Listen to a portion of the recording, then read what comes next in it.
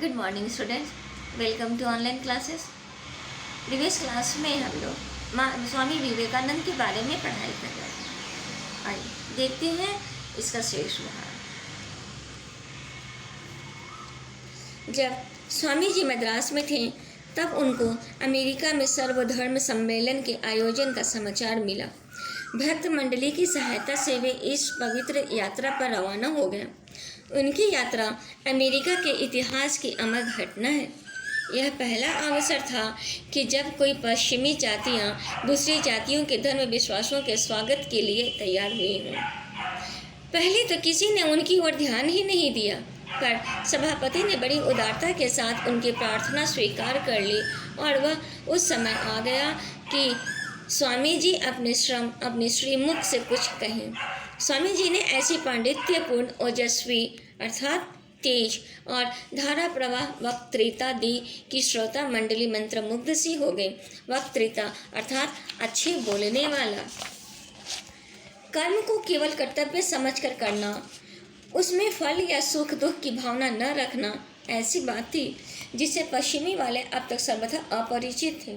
स्वामी जी के ओजस्वी भाषणों और सच्चाई से भरे उपदेशों से लोग इतने प्रभावित हुए कि अमेरिका के अखबार बड़े श्रद्धा और सम्मान के शब्दों में स्वामी जी की बड़ाई छापने लगे। अमेरिका में स्वामी जी के भक्तों की संख्या दिनों दिन बढ़ने लगी। चारों ओर से जिज्ञासु जन उनके पास पहुंचते और अपने अपने नगर में पधारने का अनुरोध करते। अर्थात चारों तरफ से जितने भी लोग उनके भाषण से ओतप्रोत हो जाते थे, सारे लोग अपने नगर में उन्हें आने की अनुमति उनसे विनती प्रार्थना करते थे।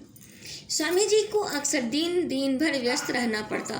बड़े बड़े प्रोफेसरों और विद्वानों ने उनका शिष्यत्व ग्रहण किया।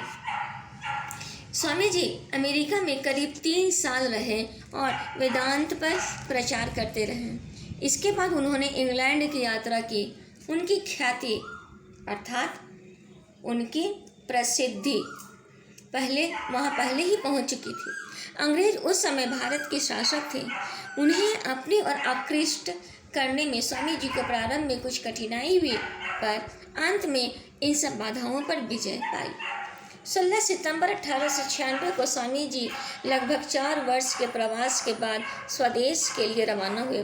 प्रवास अर्थात दूसरे देश विदेश में रहने के बाद 4 सालों तक रहे। उसके बाद वे अपने देश को वापस आए। भारत के छोटे बड़े सब मनुष्य उनके यश को सुनकर उनके दर्शन के लिए उत्कंठित हो रहे थे।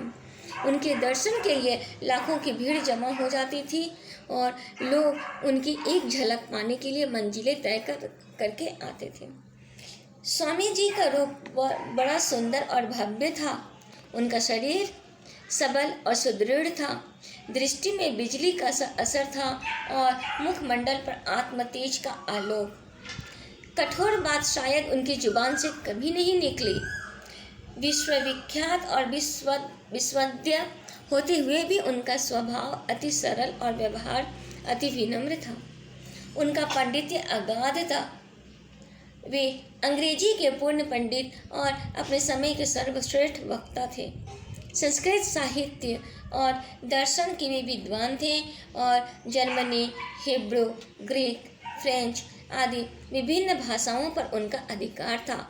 अर्थात ये अपनी भाषा के साथ साथ अनेक विदेशी भाषाओं का भी जानकारी थे। वे केवल 4 घंटे सोते थे। प्रातः 4 बजे उठकर वे जब ध्यान में लग जाते थे। प्राकृतिक दृश्यों को वह बड़ी प्रेमी थे। उनकी वाणी में ऐसा प्रभाव था कि उनके भाषण श्रोताओं के हृदय पर पत्थर की लकीर बन जाते थे। कहने का ढंग और भाषा बहुत सरल होती थी। कलकत्ता में अध्यापन और उपदेश में अत्यधिक श्रम करने के कारण स्वामी जी का स्वास्थ्य बिगड़ गया और जलवायु परिवर्तन के लिए उन्हें दार्जिलिंग जाना पड़ा। उन्होंने वहाँ पर 2 मठ स्थापित किए। मठ अर्थात आश्रम। इसके कुछ दिन बाद उन्होंने रामकृष्ण मिशन की भी स्थापना की। इस संस्था के उद्देश्य लोक सेवा करते हुए वेदांत का प्रसार करना था। इसकी शाखाएं भारत के हर भाग में तथा विदेशों में भी विद्यमान है और वे जनता का बहुत उपकार कर रही है।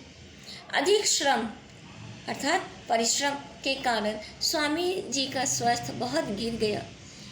इन दिनों आप अक्सर समाधि की अवस्था में रहा करते थे और अपने भक्तों से कहा करते थे कि अब मेरे महाप्रयाण का समय बहुत समीप है, अर्थात समाधि लेना, अंतिम यात्रा मृत्यु के करीब आ गए हैं।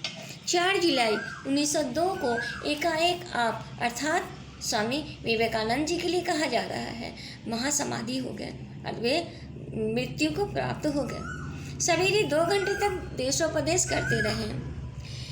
इसके बाद आप टहलने निकले, शाम को लौटे तो थोड़ी देर माला जपने के बाद फिर समाधिस्थ हो गए और उस समाधि की अवस्था में ही पंच भौतिक शरीर का त्याग कर परम धाम को सिधार गए।